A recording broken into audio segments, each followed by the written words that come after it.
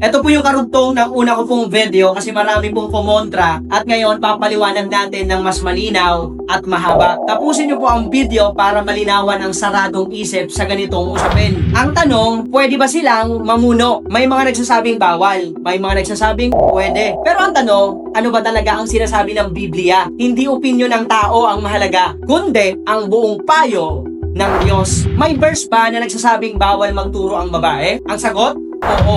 May talata na madalas binabanggit. 1 Timothy 2 verse 12. Hindi ko pinapahintulot na ang babae ay pagturo o mamuno sa lalaki. Pero mahalagang tandaan, hindi pwedeng kumuha ng isang verse at gawing buong doktrina. Kailangan nating tanungin, kanino ito sinabi, kailan, at bakit? Si Pablo ay nagsusulat kay Timoteo, isang pastor sa Ephesus, isang lugar na may mali, aral, kaguluhan sa pagtitipon, at mga babaeng nagtuturo ng maling doktrina dahil hindi pa sila naturuan ng tama. Kaya ang punto ni Pablo ay kaayusan, hindi pagbura sa kakayahan ng babae. Hindi niya sinabing habang buhay, bawal na magturo ang babae. Ang sinabi niya, turuan muna sila ng maayos bago sila magturo. So pwede ba silang mamuno? Ang sagot ay depende sa paniniwala ng simbahan. May dalawang pangunahing pananaw ang mga simbahan. Una, complementarian view. Naniniwalang ang lead pastor or leader ay para sa lalaki pero ang babae ay pwedeng magturo sa kababaihan, maglingkod, magminister at magprophecy. Pangalawa, egalitarian view. Naniniwalang pantay ang lalaki at babae sa pamumuno basta't may tawag, karakter at pagsunod sa Diyos.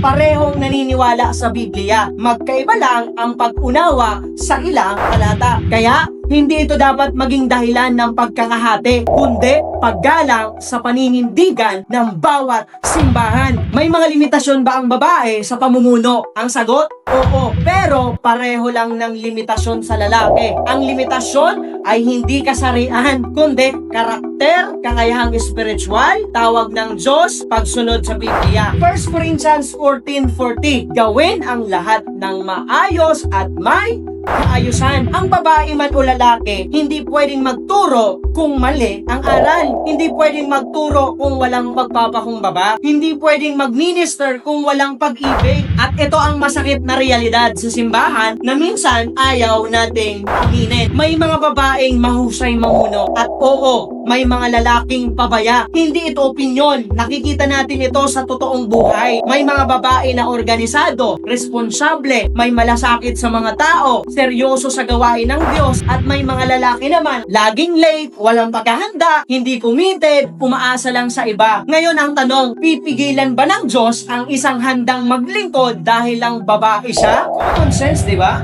Siyempre hindi. Praktikal na tanong na dapat nating sagutin. Kung sa isang simbahan, ang babae ay masipag, handa, may malasakit at may tamang aral, ang lalaki ay walang disiplina, pabaya at walang shepherd's heart, sino ang mas nagiging daluyan ng Diyos? Hindi kasarian ang sagot, kundi karakter. Hindi sinabi ng Diyos na lalaki lang ang pwede. Ang sinabi niya, ang may tamang puso ang aking ginagamit. Ang tunay na problema ay hindi kasarian, kundi kawalan ng pananagutan. Maraming simbahan ang hindi nagkakaproblema dahil babae ang namumuno. Nagkakaproblema dahil walang gustong managot. May mga lalaki na sinasabi na dapat lalaki lang ang leader.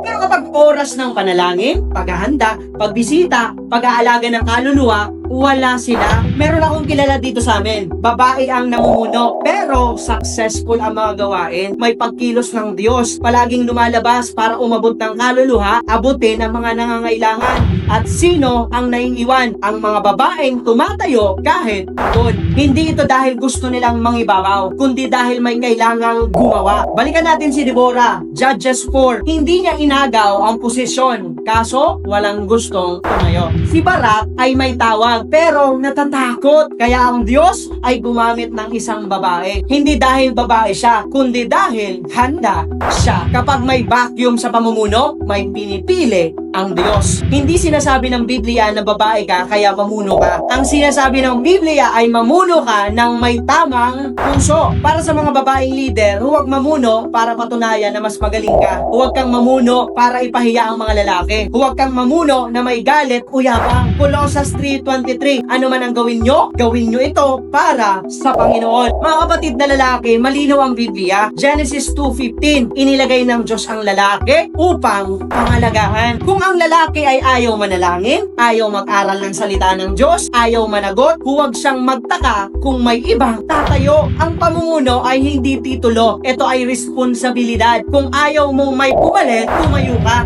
Ang limitasyon ay hindi kasarian, kundi maling motibo, kawalan ng karakter, maling aral, at kawalan ng accountability. Santiago 3:1, ang nagtuturo ay mas mahigpit ang pananagutan. Kaya, babae man o lalaki, hindi basta-basta pwedeng mamuno, hindi basta-basta pwedeng magturo. Dapat handang managot sa Diyos. Ganito para mas malinaw, isipin mo may isang bahay na nasusunog. Hindi tatanungin ng may-ari, lalaki ka ba or babae? Ang itatanong niya, may tubig ka bang dala? Sa gawain ng Diyos, hindi kasarian ang mahalaga, kakayahang tumugon sa pangangailangan ang gusto niya. Hindi kinikilala ng Diyos ang tamad na lalaki at hindi rin niya tinatanggihan ang handang babae. Ang hinahanap ng Diyos, mga pusong handang maglingkod. At kung may babaeng tumayo dahil walang tumatayo, hindi iyon rebellion, iyon ay obedience. Kaya, ito ang malinaw na mensahe ng Biblia. Kung lalaki ka at alam mong may panawagan ka ng Diyos, tumayo ka. Tumayo ka sa panalangin, pag-aaral ng salita, pananagutan, pamumuno na may pagmamahal. Huwag kang manahimik, huwag kang maging pabaya, huwag mong iasa sa iba ang responsibilidad na ibinigay sa iyo ng Diyos. Dahil kapag walang tumatayong lalaki, may ipapatawag ang Diyos at minsan, babae ang kanyang itinatayo. Hindi dahil mas mataas sila, kundi dahil handa